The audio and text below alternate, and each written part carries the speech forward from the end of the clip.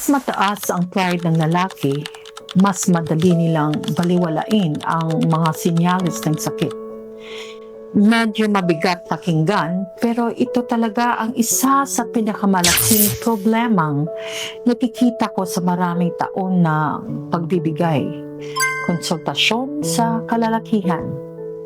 Napakaraming lalaki ang nagiging kampante sa sarili nilang kalusugan. Bakit ko ito nasasabi?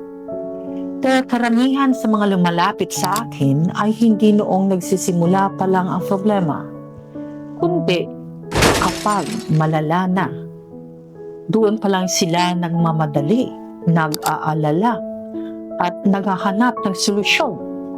May mga lalaking nagsasabi sa akin, pagod lang siguro, stress lang ito, nitong mga araw, o lang yan sa mga lalaki.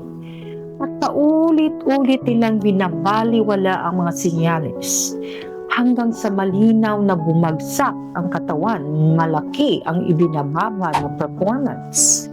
Palaging pagod, pagsak ang mood, unti-unting nawawala ang kumpiyansa, at saka palang sila naguguluhan at natatakot.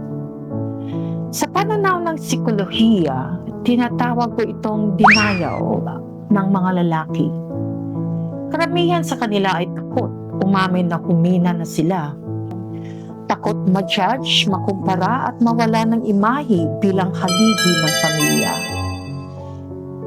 Kaya ang natural na reaksyon ay umiwas, maliitin ang problema o lukuhin ang sarili na kusa itong pabalik basta magpahinga lang.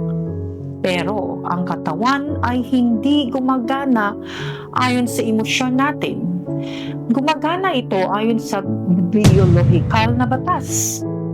Pag humina ang panloob na lakas, bumaba ang hormones, humina ang daloy ng dugo at napagod ang nervous system, lalabas ito sa anyo ng sintomas. Sa umpisa, mas madaling mapagod, hirap mag-concentrate, bahagyang bumababa ang gana. Pagkatapos, mas malinaw na paghina ng performance. Madaling mainis, hirap matulog, mabigat ang pakiramdam ng katawan, at kulang sa enerhiya sa buhay.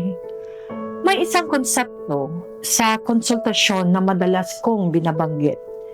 At ito ang golden period. Ito ang yugto kung kailan nagsisimula pa lang humina ang katawan. Kapag dito pa lang kumilos at nag-intervene na, napakataas ng tsansang makabawi, mas mabilis at mas magaan ang proseso. Pero kapag lumampas sa golden period, kapag ang kondisyon ay tumagal na ng ilang buwan o kahit ilang taon, mas mahirap itong ayusin, mas matagal at minsan ay hindi na bumabalik sa dating antas.